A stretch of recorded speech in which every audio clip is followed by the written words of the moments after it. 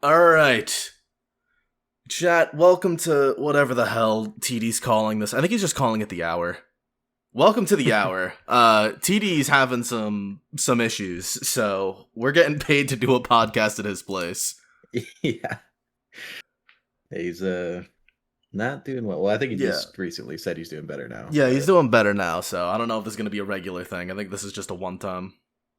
Yeah. So, I'm crying at. I got Fazen with me, say what's good. Hello, I'm Fazbear Entertainment. And we're gonna fucking... I don't know if I can swear on this. TD, you're gonna have to censor out my swears, bro. I can't not do it, I'm sorry. I got a problem. What the hell was that? Oh, sorry, did I make a noise? I was moving shit. Anyway, yeah, I got a problem. Anyway, we're here to talk about Tickets to Fun. The newest FNaF book that everyone said would be the logbook successor. And I'm not gonna lie, it's really not. Like, it's kinda there, but, like, there is not as much to this book as everyone was hoping, I think. Well, I mean, from a actual, like, quantifiable stance, it's not as many pages, but I Yeah. feel like it has about as many reveals, right? Because the big thing about the logbook was just the name. Right? Like that was Yeah. pretty much the only lore thing. I mean, the crying child and the faded text like talking back and forth too. But like quantifiably, I think it probably gives the same amount of Yeah. lore. It's just a lot So, more direct. for those that aren't, like, in the know about this book, Tickets to Fun, it came with, like, a whole ephemera kit. So it's, like, you get the book, and you have, like, an ultraviolet light, and you have to, like, look for secret text in it. And it's kind of cool, actually. Yeah. Like, there's a new word search, there's a bunch of pages, there's, like, some recipes. And for the most part, a lot of what you can find in ultraviolet isn't that important. Like, you could find, like, drawings of, like, the Core 4 animatronics. You could find a drawing of, like, Golden Freddy, the Puppet and Balloon Boy, which we should probably talk about.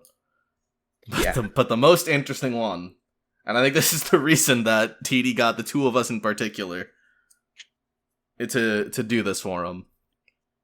There is a page that talks about wristbands, specifically at Freddy Fazbear's Pizza.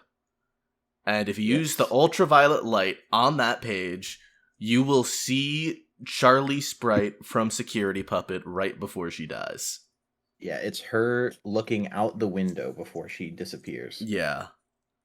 And not only is it saying that the security wristbands are at Freddy Fazbear's Pizza in particular, which is already nuts. Even more interestingly, is that on the page, you have the design of Toy Chica's bib in particular. Yep. So Chica usually has a bib on. Usually it says, let's eat. This one says, let's party, right? And that's the Toy Chica one? Mm-hmm. And it's also got the exact same triangular little patterns around the bib. Like, it's not just the words, let's party. It's the entire design of the bib just slapped onto the page. So we have Toy Chica's bib on a page talking about security wristbands at Freddy Fazbear's Pizza with an ultraviolet sign of Charlie Emily dying from Security Puppet. Yeah. I can read it out if we want to hear the page. Yeah, read it out. Read it out. Yeah, it says, along with food, games, and entertainment, Freddy Fazbear's Pizza also hosts birthday parties. All parties are catered by our Freddy Fazbear's Pizza kitchen, and goodie bags and balloons are complimentary. Additionally, all children attending parties at Freddy Fazbear's Pizza are provided with wristbands as a souvenir of their time at our establishment and to easily track party attendees. So, yeah, just straight up, Charlie dies at Freddy's. There's no room for doubt. Yeah, this is very damning. This is why TD got the two of us. He got the two people pushing Charlie 87 the hardest, because this feels very damning of that. Because it's saying, hey, Charlie at Freddy's, Toy Chica bib. I don't know how you can argue against that, I'm not gonna lie. Like, on top of all the things we've said about it, we're not gonna go on too crazy of a spiel about it. On top of all the things we've said about it, this is the most recent time Scott said anything about it, and it is a loaded goddamn gun. And that's probably the biggest thing in this entire book. There are a couple other things, but they're just not as much. The other biggest thing, I think, is So reading the back of the book, right? Yeah. It says, let me see. Keep the lights on and dive into the terrifying world of Freddy Fazbear's Pizza with Five Nights at Freddy's Tickets to Fun. Full of eerie art and artifacts straight from the pizzeria, you'll relive a night in Freddy Fazbear's Pizza armed with your trusty flashlight, security badge, and more. Hmm. And then on the page where, or not the page, the word search, one of the, or it's not a word search, it's a crossword, Yeah, crossword, my bad. crossword puzzle. On the top of the crossword, in UV ink, name Mike Schmidt is written at the top. So And the this is, interesting thing about that, so it's saying that this is Mike Schmidt's book, but what's weird yeah, about that is when it says it gives you a badge, it gives you a FNaF 2 badge. Like it has Toy yep, Freddy on it. it's a Toy Freddy security badge, And I'm and it pretty says, sure wait, what's it say on the badge? no, it doesn't. I was just gonna. It says that this is yours, right? So Yeah. this just straight up confirms that Mike worked at FNAF 2. That's no longer, questionable. Yeah. And what's Um, really interesting is that Jeremy Fitzgerald's paycheck is in this book. Yep, and it's included with the kit of stuff that's intended to be yours, alongside a set of tickets from, like tickets you'd put into a ticket machine, like you'd win for Yeah. prizes. And it's Toy Freddy on the tickets, meaning these are from FNAF 2. And another thing, they're yellow and they have the hex code for the FNAF 2 purple guy on them. Yeah. That's the code that's on them. So I think the fact that they're yellow and, it's the hex code for the purple guy is just another connection to Midnight Motorist. This is saying, yes, William is yellow guy, right? Like Yeah. yellow tickets with purple hex code. That's a pretty clear And connection. it's all connecting to 1987. Yep, the with the Toy Freddy on the thing. Yeah. Now, I Yeah, and want so you go off.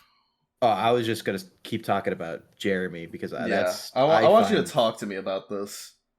yeah. So basically, my thought process just comes down to like, okay, this book is saying this is a collection of your stuff, right? Your Yeah. flashlight, your security badge. It's got Mike's name written on the book. So then he gets a FNAF 2 badge and Jeremy Fitzgerald's paycheck. And so my mind is like, why would Mike have Jeremy's paycheck if Mike was not Jeremy? Well, my Especially thing when it's is, being connected to all the yeah. other stuff. So my thing is, I'm pretty sure it says somewhere in this book that like if you use your light, you can find like notes from previous night guards. And Um, since Mike's name is written in ultraviolet, I feel like that's a sign that Mike used to have this book. That's what I gathered from it. It's like this used to be Mike's. Like Mike Schmidt, this is who used to have it. All the notes that are inside of it, this is Mike warning people. And Jeremy just got this book after. well, so the interesting thing is that what the book says about it, or at least the start of the book says, we've also provided a flashlight for your convenience, which we highly recommend you use regularly for your safety. Which makes it seem like it's not intended to be like hidden ink, Yeah. like it's just not like. Does it say anything But I else think about there's, the flashlight? yeah, I think there's another page. I'm Because gonna look I'm for it pretty right sure it now. says something about hidden messages. Yeah, every good security guard needs a flashlight, though this one might not be great at lighting your path. It can reveal hidden tips throughout the pizzeria. Some previous guards may have left helpful Hmm. messages that can only be discovered with this tool. The secrets you find might save a life. Also, if you find any reddish stains while utilizing your flashlight, please leave a note for the janitorial staff.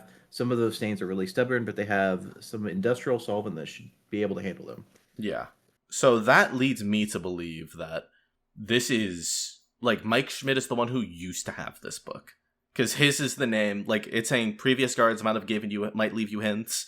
I think this used to belong to Mike Schmidt, and he's leaving these. He's saying, "Oh, this could save a life, not yours." I think this is Yeah. Mike's warning.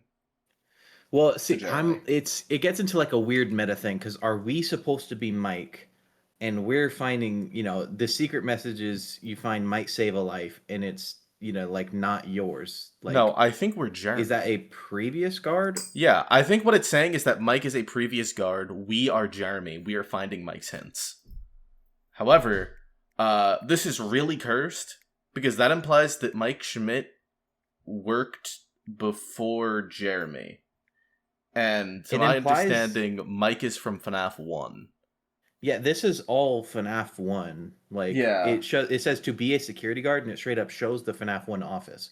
So this book is taking place during FNaF 1, and this is, whoever has this is their first day on the job, because this is intended to be given as a kit for someone on their night 1. Yeah. So why this the then hell- would be implying that after FNaF 1, Jeremy just also works at the location for an unknown amount of time. Yeah. Jeremy's paycheck being there just doesn't make any goddamn sense. It's also from 1987. Yeah. Because my thought process is like, okay, if, in the week before it was freshly opened, right? Mhm. I think that, it's possible Mike just never got his paycheck if he was Jeremy. And when he goes back to work at the FNaF 1 location, they give him his paycheck, which was Jeremy's. Like he comes back and then they give it to him. But if that was the case, then I don't know why he'd be going by a different name if they know it's him. Maybe William gave it, like maybe William knew. I'm not sure. Yeah. No, there's no... William would not give his ass a paycheck. William would withhold that forever. Hell no. Hang on, let me get my thoughts together. It's really... The thing that's really weird about it, Jeremy's paycheck just shouldn't be there. Like, that's my thing. And, like, we shouldn't be getting a Toy Freddy badge if we're in FNaF 1. That's, like, the other weird thing. That's what makes me think it's, like, your previous items, right? Because you wouldn't be given a Toy Freddy badge. You'd be given a FNaF 1 badge. So Yeah. the fact that it's from the previous location and the paycheck... But if this is from a previous location, then that brings me back to the fact that, like, why did Mike already have this? Like, why did Mike Schmidt already have this? Why was he writing Mike Schmidt? Like, if this is his and he was going by Jeremy Fitzgerald at some point, why would he be writing Mike Schmidt there if he doesn't go by that until FNaF 1?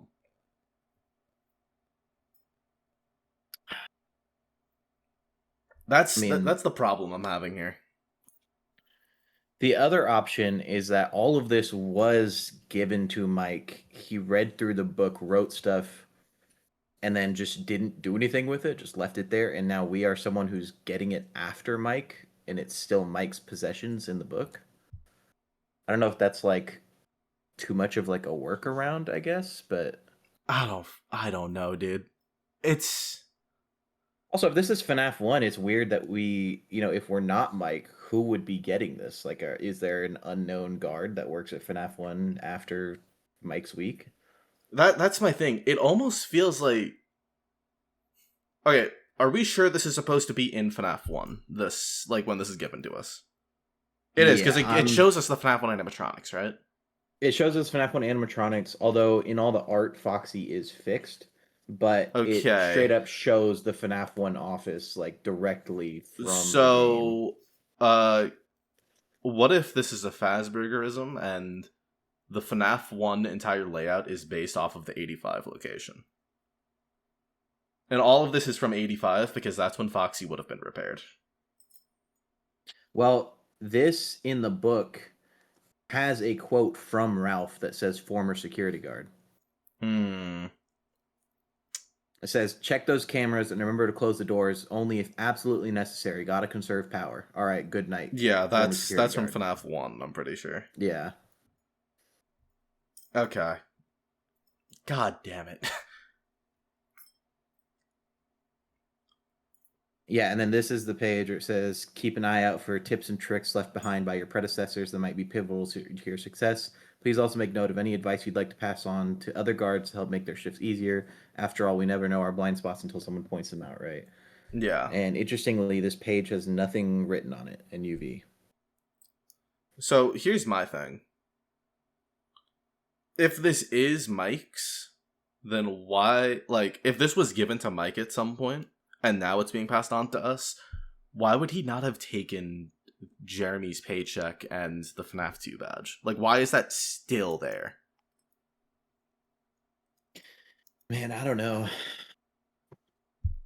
The other interesting thing about the badge is I think this book implies that Jeremy was not the Bite of 87 victim. Yeah. I think that's kind of what I'm, like, the conclusion I'm coming to is that what if this is Jeremy coming back after Mike Schmidt? It's really interesting in that case because that means FNaF 1 did not close right away. But like after. that doesn't make sense either. Yeah, I mean that's a pretty pivotal point for people putting FNaF 3 in 2023. Is Yeah, FNaF 1 closing in after '93. Mike's week? Yeah. Um, yeah, there's something in here about somebody getting bit for not wearing their security badge. Yeah, and I mean, it gives us presumably Jeremy's paycheck and badge. So what if that's saying, hey, the guy from before, he wasn't wearing this, now he's dead. So maybe that is saying that Jeremy Possible. got bit. Because why else would his badge be here? It wasn't on him. So maybe it Yeah. is saying that Jeremy got bit. The other interesting thing, so at the end of this book, it says congratulations, and it shows the FNaF 3 drawings. And it says, Yeah, why the hopefully hell are by now those it's there? dawn and you've made it through your first night. Congratulations, go home and try not to think too hard about things. So this is, whoever this is, it's their first night at FNaF 1. And it also ends with, you're not just an employee, you're family, which does make me think that it's Mike more. Yeah, which is That is a very corporate saying, but I feel yeah, like ending this whole thing with you're not just an employee, you're family is pretty on the nose. that's extremely on the nose. Yeah, I have reasons to believe like it's giving us reasons to believe, oh, this is Jeremy, or it's like, oh, Mike used to have this, or it's giving us reasons to believe that this could be taking place at any time. That's what's weird about this, because like, why are Yeah. FNAF 3? I mean, okay, FNAF 3 drawings are like old drawings, right? So I don't think that means anything. Oh, interestingly, the page talking about the bite and not wearing your badge has Bonnie on it, which the spirit possessing Bonnie is Jeremy. So that might be more. I mean, it's kind of circumstantial because the previous page before that is Freddy, and the one after that is Foxy, and the one after that is Chica. Hmm. So it could just be going down in an order, but it's just interesting. But it says as an official employee of Freddy Fazbear's Pizza, you are required to wear your security badge at all times while on the premises to avoid confusion and any unfortunate situations involving mistaken identity. Fazbear Entertainment is not responsible for any accidental injury, dismemberment, death, or bites resulting from failure to wear your security badge. There's actually one other So thing I wanted to talk about in this book once you're done. yeah. This was just like whoever got bit was not wearing their badge. Yeah. So it's either saying Jeremy took his badge off or the bite wasn't Jeremy because we know he was swapped to the day shift and he was actively working security Yeah, so he at the would time have he was his told. badge. Yeah. But then who would have gotten bit? Like, that's the thing. Now we have Some no idea who would have gotten bit. Now it's just some random no-name. rando. I don't know. I mean, I don't think that who got bit really matters about I the don't think bite it matters happening either. itself. But it not being Jeremy is interesting. Because, like, if it's not Jeremy, that opens up the possibility of fucking Help Wanted Jeremy being Jeremy Fitzgerald again. Yeah. Which It is cursed also timeline, by the way. also like who is Fritz then? Is that William coming back or is it just Mike God. again? Yeah, and, like, if Mike Jeremy is real, how many names does Mike go by?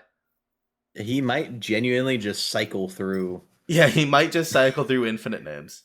Yeah. Like Mike might just be the ultimate security guard of FNAF, and he's just like, anytime he gets fired, he's just like, all right, new name. Yeah. There's something else I want to talk about in this book, because Yeah, we were talking about this a lot in leak season. The Bonnie yeah. page. So Which Bonnie page? there's a page. Oh, the Midnight Motorist one. Yeah, there's a page where Yeah. this like stupid ass kid named Timmy or something. He's like, oh, I really like playing Midnight Motorist, and then like this one time, I don't remember exactly. Can you read the page if you can find it? Yeah, yeah. A word from one of our fans. Yeah. And it's from a letter from Timmy Douglas, age 8. And it says, the games at Freddy Fazbear's Pizza are the best. My mom doesn't let me play video games at home, so I love playing them at Freddy's. My favorites are the Chica one and Midnight Motorist. Bonnie even helped me win one time. He wanted me to go into a dark closet for a special prize, but I had to go open presents. I love Freddy Fazbear's Pizza. And then on the Now, page, yeah, and then the next page it's like regular Bonnie, not Spring Bonnie. Yeah. So here's what I'm now wondering. And this was like a big point of discussion, like back when the book was getting leaked. We were talking about it in Sanctuary. Is this talking about regular Bonnie or Spring Bonnie? So here's what I think. I think because okay, so in this, on the page where Tim was talking about Midnight Motorist, if you put the UV ink on, Mm-hmm. it shows the 8-bit Midnight Motorist cars Yeah. drawn on the page. And then on the very next page, it talks about, if any of the game cabinets turn on during the course of the night, please immediately shut them down to conserve power. If the game does not power down, even if unplugged, immediately return to your post. Ignore any messages that may appear on screen. This is a known glitch with no current fix. So that is saying the arcade games are haunted, and the previous page is talking about Midnight Motorist. And so people took this to say, oh, if Midnight Motorist is haunted and Spring Bonnie is luring kids to try to kill them, that means that Charlie died before the MCI. Yeah. But the issue I take with that is that they are then ignoring the full context of that page because they're only taking the part about the arcade games being haunted and not considering the fact that the page also just showcases Bonnie, Yeah. regular Bonnie. Like, I And the think this kid is says, regular Bonnie. yeah, and the kid says, Bonnie even helped me win one time. He doesn't And point so, out that it's like a golden Bonnie or like a yellow Bonnie or anything like that. It just yeah, or says like, Bonnie. I don't know this character. Yeah. Like, He says Bonnie and then it shows us classic Bonnie. yeah. Which tells me that regular Bonnie is helping the kid win the game and that is trying to lure him away. And that it's not Spring Bonnie. Which tells me that, first of all, this tells me that this is post-MCI, that this is happening. Yeah, I agree. So the point of, maybe Charlie died pre-MCI is just a moot point, I think. I don't think that actually means anything at that point. I think... What I so find I think interesting, though, what I find really interesting is that this implies that the actual animatronics that are haunted are trying to lure kids away. And that reminds me a lot of the movie. So for those that don't remember, in the FNaF movie, the big point of it is that the animatronics, the kids haunting them, are trying to basically lure Abby away back to Freddy Fazbear's Pizza and try to kill her. They try to specifically spring lock her.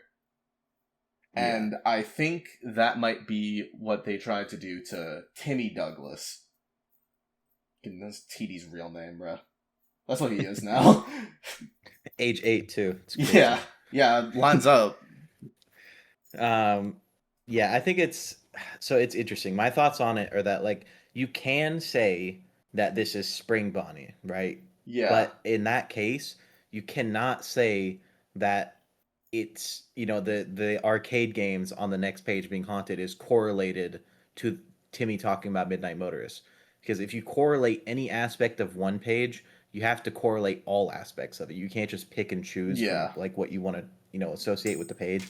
So if you're associating the haunted arcade games to the Midnight Motors page, then you also have to associate the Bonnie on that haunted arcade game page to the Midnight Motors page where he talks about Bonnie. Yeah, you can leave them separate, but like if you leave them separate and just say like, okay, this could still be Spring Bonnie, and then this one doesn't matter.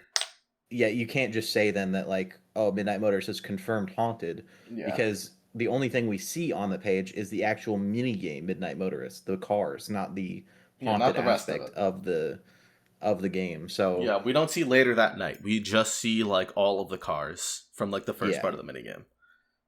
So I think I can believe that Midnight Motorist is haunted. Like I can believe that part, like that whole thing is haunted, but I don't think we have a reason to believe that that's like while the MCI is ongoing in 1985.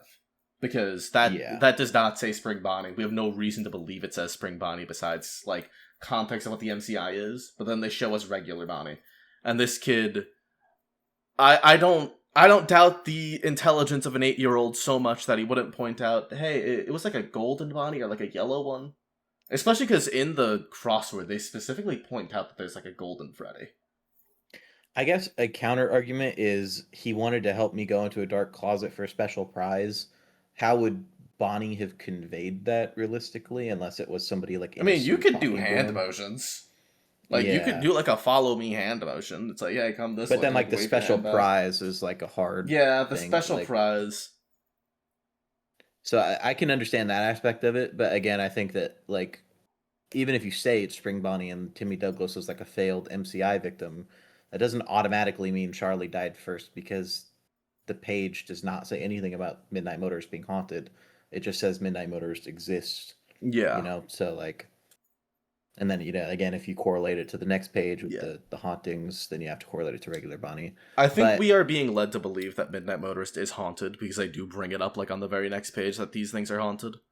So like I think it is trying to tell us that these minigames are haunted.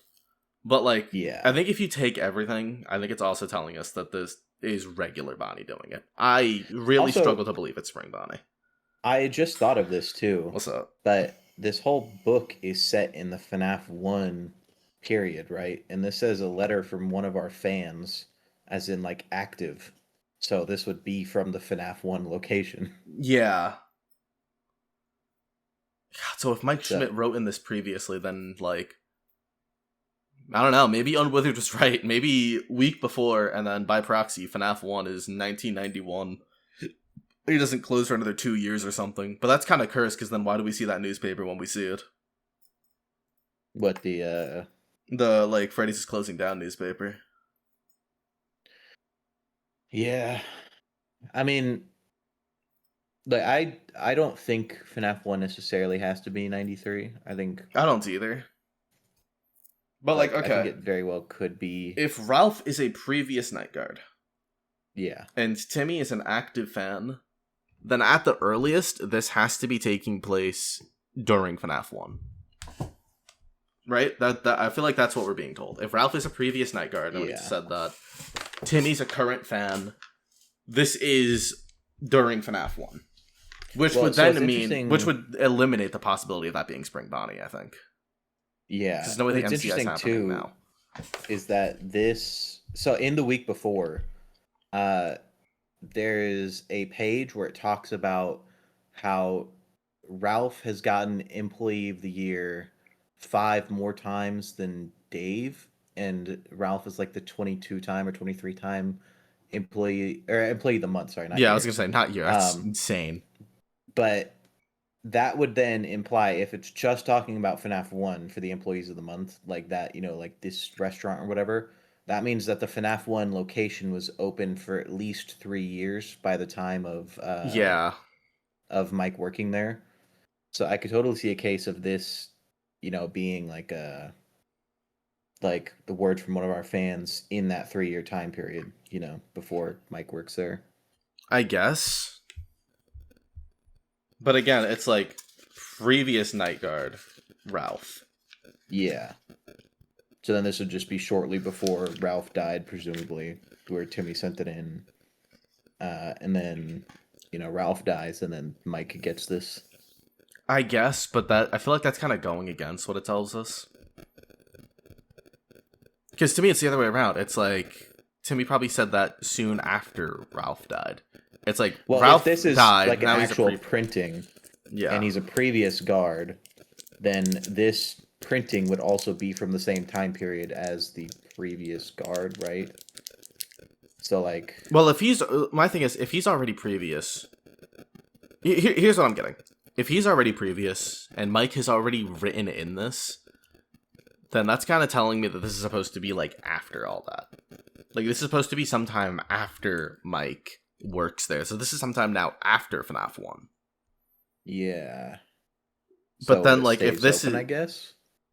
So like if this is after FNaF 1, first of all, that's like a 2-week time period or something at most, considering like FNaF 1's supposed to close soon after.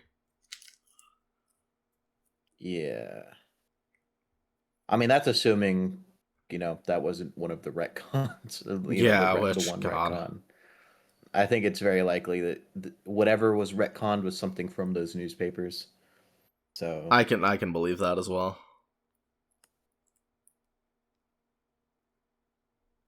Because I can't imagine what else could be retconned.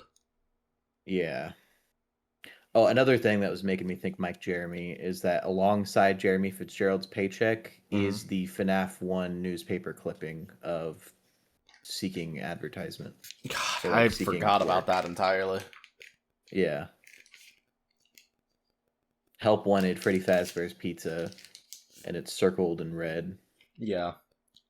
And that's given to you alongside the FNaF 2 badge and Jeremy Fitzgerald's paycheck. Further proof that Timmy Douglas cannot be, like, a part of the MCI. Yeah. Yeah, so from that, then, it is Bonnie and the animatronics are trying to kill children. Yeah, just like they are in the movie. People take issue with that, but I don't know why. Every single universe, every single FNaF universe timeline has the FNaF 1 animatronics trying to kill children. Yeah, like that's a common thing. Even like Capella the novel isn't trilogy. Safe.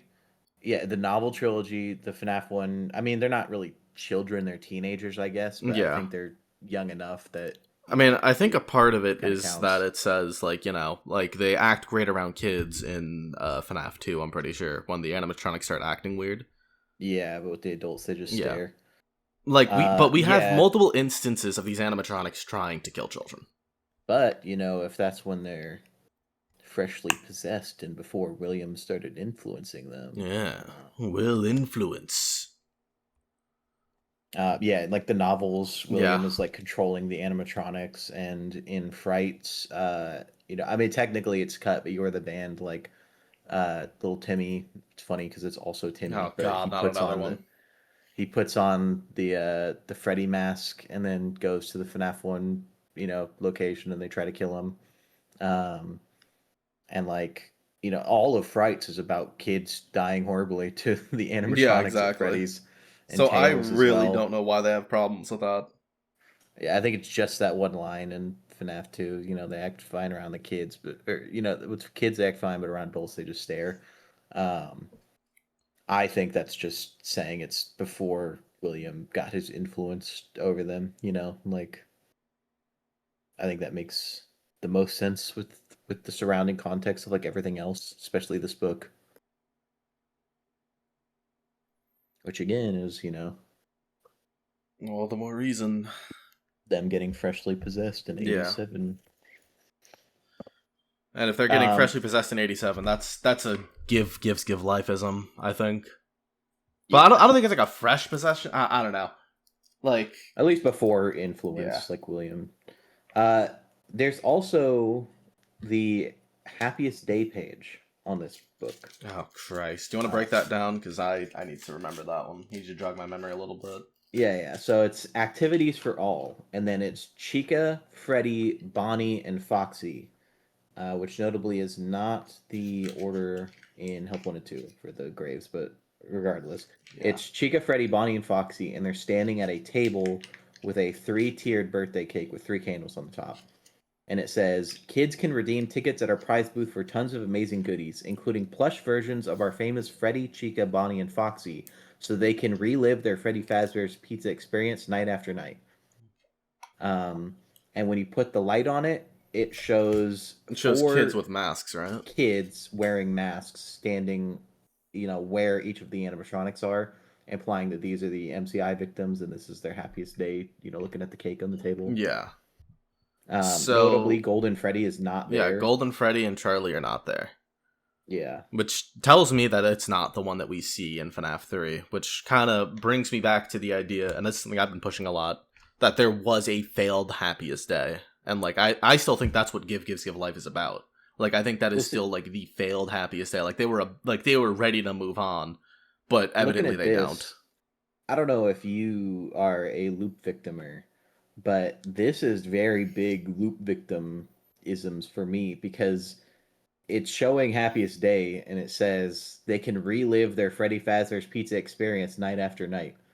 That's straight up just saying that, like, I think, like, what I think happiest day is then, like, you know, I think they loop their deaths or whatever. All the kids loop their deaths.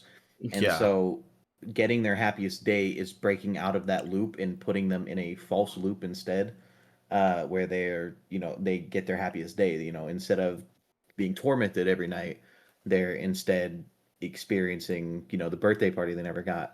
And so saying that they can relive their experience night after night is very big loop victim for me. that is giving a lot of loops. I think I've always thought that happiest day is a loop of some kind.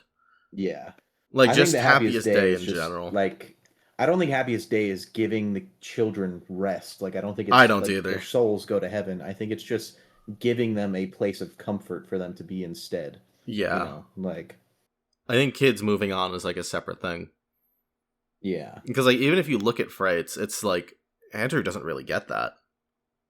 Like if he moves on and he's like taken away, he does not get what these kids get. He just kind of gets chucked away.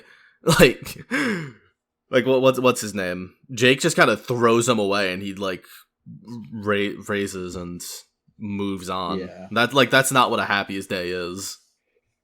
So I think moving on and the happiest day are just very different things in general. Also, Uh, it's interesting. This is more evidence of this book being FNaF one time frame, but it says that so on Chica's page, it talks about beating the high score on Fruity Maze and seeing if you can unlock any of the secret bonus levels, oh which to boy, me sounds like you know, the bonus minigame aspects of the games from FNAF 6, especially with yeah, Fruity Maze. So that would be like, the game's already haunted by the time this book is happening. So this would be FNAF one time, which again goes back to what we are talking about with the Midnight Motors thing and Bonnie, it being FNAF one time frame sometime in the 90s. yeah. All right. Is there anything else to really talk about with this book? Yeah, this page bothers me more than anything. Which one? Read it Um, out. Freddy, Chica, Bonnie, and Foxy is the title of the page. And it says, despite a few setbacks and temporary closures, the Fazbear Entertainment empire has thrived, providing music, fun, and food to countless kids and their families. The main attractions at Freddy Fazbear's Pizza is, of course, Chica, Bonnie, Foxy, and Freddy himself, who together make up a rocking and rolling house band. As the night security guard, the preservation of the animatronics is your top priority. Fazbear Entertainment has a zero tolerance policy regarding tampering with or otherwise damaging the animatronics. Any such actions are grounds for immediate dismissal. And on this page, where it talks about the main cast over and over again, Freddy, Chica, Bonnie, and Foxy, if you use the black light, Mm. it's a purple curtain, right, with stars on it, which I think is the That's what Pirates Cove is. yeah, Pirates Cove. When you use the black light on it, it shows the puppet and balloon boy in like Yeah. very bright invisible ink, and then very faded next to them are four stick figure kids. Yeah. Um, which is so strange Yeah. What do you think because, that is? dude, I don't even know what I to have think of no that. earthly idea. Like I saw Andrew's that. balloon boy. I don't know. Andrew is no. Like because it talks about Freddy, Chica, Bonnie, and Foxy, and then you have the four stick figure kids. Like, okay, that Yeah. makes sense. Why the fuck is the puppet and balloon boy there? Like, what is happening? I mean, I mean, I guess it's because like maybe it's because there was a body stuffed into those four, but like Balloon Boy and Puppet are different. They didn't have a body stuffed into them. What the hell? What the hell is Balloon Boy supposed to be, man? Dude, I don't know. I don't know why. Like Balloon Boy has to be haunted by something, but who and what and why? Sammy? I don't know. Sammy, is that Andrew? This Sammy whole time, Andrews. Andrew's been laughing in your goddamn face. And it talks about this is specifically FNAF one time frame. So again, this doesn't really give any indications for any kind of Yeah, death order or anything. But I don't know. yeah, I don't know. I think Also interestingly, you go off. oh, this is interesting. I never noticed this. What's up?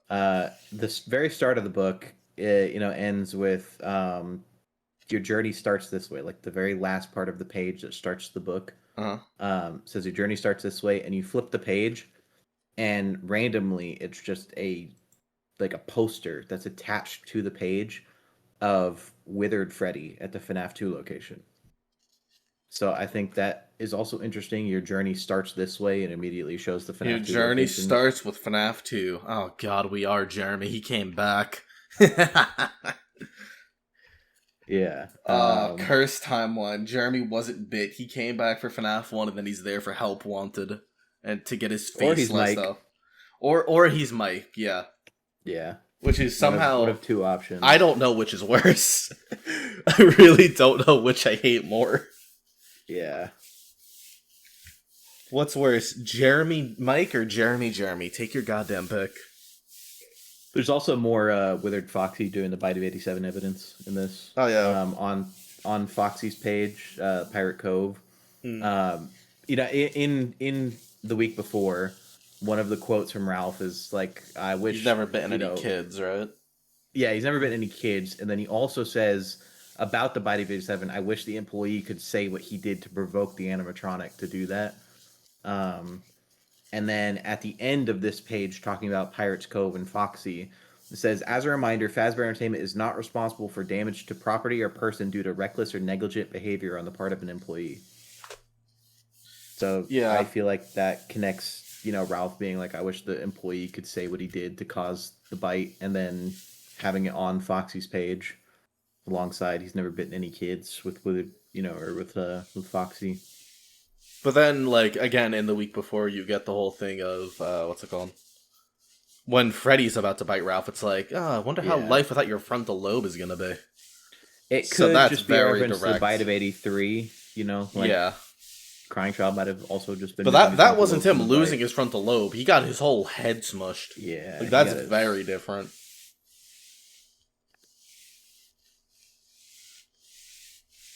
Yeah, I'm looking through to try to see if there's anything else in here, because the only other thing I could think to look at, the word search, and then... There isn't much in the word search itself, to be honest. Yeah, it's unfortunate, but... Yeah, I was hoping for more. Like, there's a lot of it's me's, which, that's something, obviously. Okay, here's something interesting, though. Me and Caitlin were thinking about this. If Mike Schmidt is the one who wrote in this book previously, especially like specifically for the crossword, is he the one writing down like "it's me" and everything by proxy? Because that's hidden in the word search. But like, why is Mike saying that? One of the other things in the word search is I saw another Freddy, and then the answer is Golden. Yeah. And so that to me is just saying that Mike saw Golden Freddy, and Golden Freddy was probably doing it's me things, right? So he's but then why is Mike saying that is my point. Why is he making additional parts to the word search anyways? I don't know. Well, like that's my thing. Like, because for a second, me and Caitlin didn't go too far on this idea, but like while we were looking through this, we entertained like, is this supposed to be a second speaker? Like, is someone else supposed to be saying "it's me" here and is making stuff in the word search? Oh boy. But then why? Like, are there two ultraviolet speakers and there's no way to tell them apart? Caitlin said that, like, some of the fonts that they write in might be different, but that is... I don't want to start analyzing handwriting. I don't know how far we went on that, like, thought process. I don't remember. I could ask her. Well, so the "I saw another Freddy" is directly attached to one of the "it's me's." Like, they cross each other. The E of Golden is the E of me for "it's me." Which, that's kind of telling me that Golden Freddy's the one saying "it's me," right? Yeah. But then, like, Golden Freddy wouldn't say, "I saw another Golden Freddy." Unless it's, like, a reflection thing, which, that was the whole logobook, right? Like, reflections. Also, I think this is more just Mike writing this stuff for, I don't know what reason. He's a freak, I guess, but... one of the questions is nerve that lets me see Foxy, and the answer is optic. That's such a weird one. There's no kid that's talking about optic nerves. No kids are talking about optic nerves. These kids are not Cyclops. So I definitely think this is Mike writing in all this, the word search, but I don't know why. Yeah, but then like I don't know why he's writing "it's me's." I'm guessing just because Golden Freddy is bombarding him, and he's like, "Fine, I'll write it down." Fine, if you say so, I'll write down "it's me." God, fucking asshole ass kid, leave me alone. Trying to work one here. Of the other things is a frontal lobe was lost in the bite. Yeah, is the answer. I don't know. I feel like this book, like maybe there's something we just haven't picked up because it feels like we're on the cusp of something like absurd in this book, right? Yeah. Like, we're on the cusp of, like, an absurd revelation. Because, like, maybe Mike is Jeremy, right? maybe Jeremy kept coming back. Maybe there are multiple speakers in this book. Maybe there aren't. Are all of the arcade machines haunted? Is Charlie 87 real? What's that mean for everything else? Like, we're on the cusp, which makes me think maybe there's something that people haven't found with this book yet. I'm hoping so. Because, like, if there's some big secret here that, like, someone's gonna, like, put something together and it's gonna be big, I'd like that. I think that'd be sick. I think it's interesting. What's up? In the word surge, one thing that's been bothering me is that there are 4 squares, because none of these squares are like created naturally, like, right? Like Mike is the one drawing them in. Yeah. There are 4 squares that are just completely crossed out, and it's specifically 4. So Mike like drew in a square and then just filled it in with scribbles. Yeah, I don't know why he did that. That crossword is weird, dude. Well, everything about this book is so weird. Like, I think we found everything there is on a surface level, right? I don't think there's much more to talk about with it. Except unless there's a secret that someone can find. Yeah, I thought hopefully there would have been something on Jeremy's paycheck in invisible ink. Yeah, I'm surprised there isn't. I think some of this stuff on the recipes is interesting. I don't know if these are pulled directly from the recipe book. I'd have to look at them. Is there anything in Ultraviolet on the recipes? There's not, right? No, I checked. Okay, yeah. So is the there Fazbear any lore there? Yeah, there's a couple. Like the Fazbear Entertainment birthday cake, the like flavor text of it ends with, "This delicious dessert makes a perfect ending to a happiest day," or to the happiest day. And then there's just like a couple little like flavor text thrown in throughout the recipe, like remove the bowl and use a spatula or spoon to mix in sprinkles by hand. If it's not as colorful as Chica's bib, you need more sprinkles. And then taste the frosting. You should be able to taste the cream cheese and a little bit of saltiness as well as sweetness, just like the reviews we get from some of the parents. So there's like weird little like flavor bits in that. But what I find interesting is that this Fazbear Entertainment birthday cake, where it talks about the happiest day, specifically has FNaF 2 Freddy, Toy Freddy, on the page, and it says "Let's eat" on it. I don't know if that means anything. I have no earthly idea. Yeah, there's something this here. One, yeah. Our pizza is so deliciously meaty, even our Freddy wants a bite. For legal reasons, this is a joke. For legal reasons. It feels like, I don't know. It might have been, it's Freddy or Foxy that did the bite. It's neither of the other two. I mean, we definitely know a Freddy. Yeah, we know Fredbear. a Freddy did one. Yeah, so I think it makes sense for Foxy to do the other one. Yeah, it would also make sense for Freddy to do both. Yeah, it fits the... If it was Foxy who did the bite of 87, that fits the, like God victim type thing. Yeah, like the God victimisms. Yeah, because Michael was wearing the Foxy mask when the bite happened. So. Yeah. Alright. Do you think there's anything else to talk about with this book? Yeah, the new Celebrate poster. Oh, right, has the FNaF 1 cast with fixed Foxy for some reason. And Golden Freddy's there. And Golden Freddy is an invisible ink over the poster. Yeah. But it's specifically withered Golden Freddy. Over the FNaF 1 cast. So it's withered Golden Freddy and restored Foxy. What the hell is going on? This just tells me, I think this is probably just promotional, right? Like the Celebrate poster with fixed Foxy is probably just Fazbear. Like they didn't want to draw broken up Foxy to put on their art to like, their business. They're not going to promote destroyed animatronics. But withered Golden Freddy being there tells me that this is probably what Golden Freddy looked like in FNaF 1, that he's always been withered in reality. Yeah, which makes it weird that he shows up as unwithered in FNaF 1. Also, Yeah. if Restored Foxy is like, oh, they're just not drawing him broken, then you have to, like, disregard all the other Restored Foxies throughout the book, I think. Because they'd be doing the same thing. So it being Restored Foxy doesn't really matter. Yeah. Yeah, it's weird. Yeah. Also, the stage they're in front of has purple curtains. Yeah, but I think that's, like, kind of a constant. I don't think they're purple and I Help mean, Wanted. I think they're red. Foxy is coming out of the curtain, so it Well, looks like yeah, it's just so the that main is just cast Pirate in Cove. front of Pirate Cove. Yeah, which makes sense.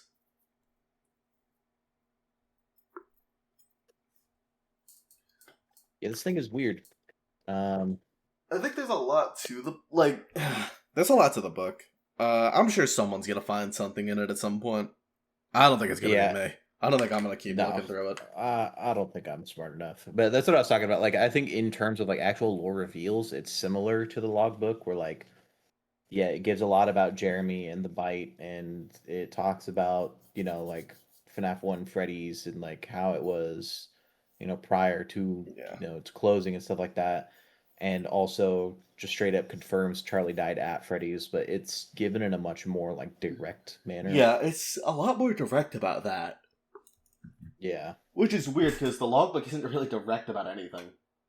I mean, I hope it continues to go down this path, because obviously people didn't figure shit out with the logbook. So Yeah.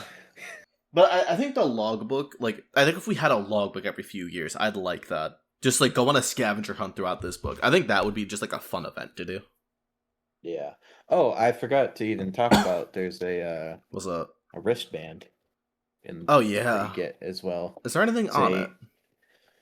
Yeah, it's like a weird, like, it's debatable if it's in universe or not, because it is a red wristband, which, you know, is reminiscent of the wristbands talked about given to the characters, right? Yeah. But it says Five Nights at Freddy's on it. So Yeah, that's not in universe. I mean, it could be if it's later on, like Help Wanted yeah. time. But then that's, like, the most cursed thing. This is actually Help Wanted era. Yeah. And then what the hell is anything else about in this book? That would be majorly cursed. Everything. This book has so many opportunities to be just the most cursed thing of all time. Alright, I think now we've covered everything, though. Yeah, I think so. Alright, is there anything else we want to talk about? No, I mean, I think, you know, it seems to mostly just focus around FNaF 1 and 2 time. Yeah. I think that's the major takeaway from the book. Yeah. The big takeaway is that, like, Bite of 87 victim might not have been Jeremy. Charlie died in 1987. Withered Golden Freddy is how Golden Freddy looks by FNaF 1 era, probably. Yeah. So, it never gets restored, which, you know, projections and shit. Yeah. It also gives you 3 colored pencils, which I don't know. Oh, yeah. It's red, yellow, and blue, right? Yeah, which notably are the color of the wristbands for the kids. I mean, technically, one of the kids is wearing more of like a pink color, and one of the kids is wearing more like an orange color, but close enough to, you know, yellow. No green. Yellow and red. No green. Very intentional. Alright, I think we're good to call. We've been going for like almost an hour. Yeah. Alright. We'll be heading out now. TD will probably be back for the rest. I think he's bouncing back. Yeah, hopefully. Yeah, I hope so. I don't know how much he said. He said publicly he has some medical issues. I'm not gonna get into it. He can if he wants to. Yeah. Alright. We're gonna head out of here. Thanks for tuning into the hour, as he called it. We've been going. How long have we been going on for? How long is this recording? Almost 54 minutes. Close enough. Like, TD, you could do like a 5-minute outro if you want to make this an hour, bro. I'm not doing all that. I want to eat my dinner. Sure. All right, it's been real. Tickets to Fun. Not what we wanted, but it's kind of interesting still. So whatever. All right, we're gonna head out of here. I got what I wanted. Yeah, I got I got my Charlie 87 confirmation. I'm chilling. Yeah, I saw Reddit going crazy over it. Dude, they've been so mad. It's so good. It brings a tear to my eye. All right, I want to wrap things up. Thanks for tuning in. TD's See viewers, you whatever later, that calls y'all. everybody. Y'all take care.